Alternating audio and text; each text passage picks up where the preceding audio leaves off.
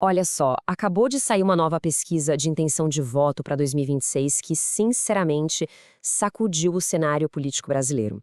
Os dados mostram uma reviravolta daquelas na disputa presidencial e a gente vai entender o porquê agora. O resultado mais bombástico da nova pesquisa da Quest é exatamente este. Aquela liderança que parecia bem confortável para o presidente Lula simplesmente evaporou.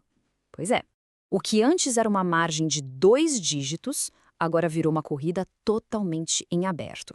E aqui estão os números, para não deixar dúvida.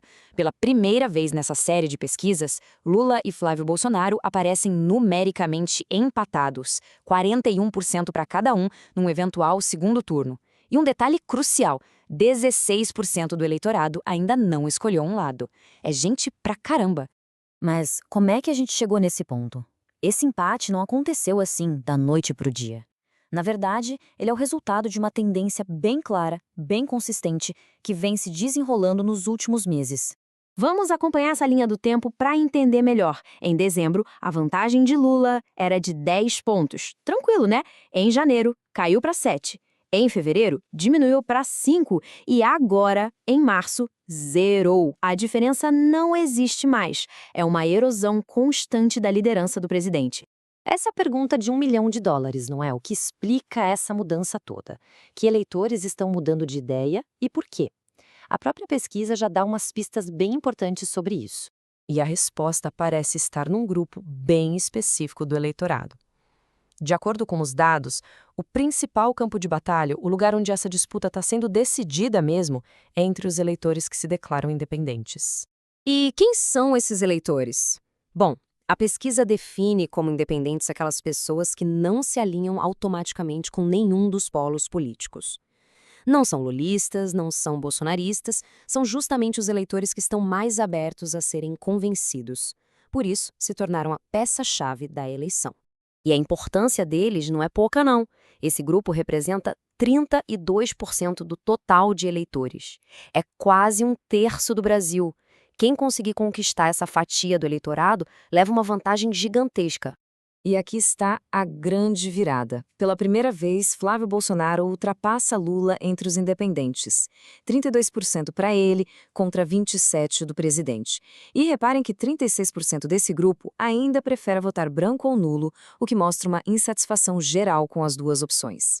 Para a gente ter uma ideia do tamanho dessa mudança, é só olhar para o mês passado. Em fevereiro, o cenário era o contrário. Lula liderava com 31% contra 26% de Flávio. Ou seja, em apenas um mês, a preferência desse grupo crucial se inverteu completamente. Mas a análise não para por aí, não. Outro fator super crítico que a pesquisa revela é a imagem pública dos candidatos, mais especificamente o sentimento negativo que eles geram numa parte enorme do eleitorado.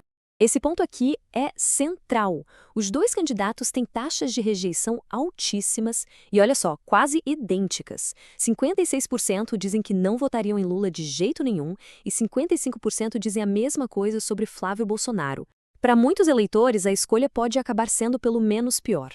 Aprofundando um pouco mais nessa questão da imagem, a percepção sobre honestidade também é bem negativa para os dois lados.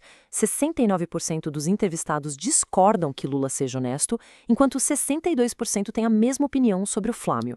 São números que mostram uma desconfiança bem generalizada. E tem um dado específico sobre a gestão atual que ajuda a colocar tudo isso em contexto. Quase 60% dos entrevistados acreditam que o presidente Lula não merece ser reeleito.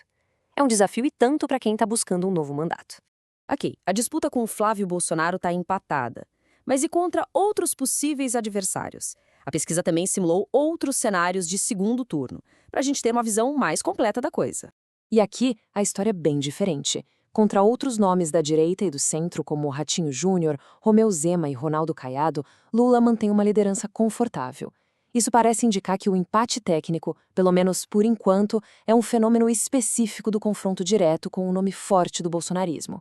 Então, para resumir, o ponto crucial é este. A corrida presidencial, nesse momento, é marcada por um equilíbrio de forças na disputa principal e por uma impopularidade mútua entre os dois principais nomes. E isso, claro, cria um cenário de muita, mas muita incerteza. E isso nos deixa com a questão final, né? A chave para 2026 parece estar na mão daqueles 16% de eleitores que hoje não querem nenhum nem outro. O que ou quem vai fazer essa galera mudar de ideia? A resposta para essa pergunta pode muito bem definir o futuro político do Brasil.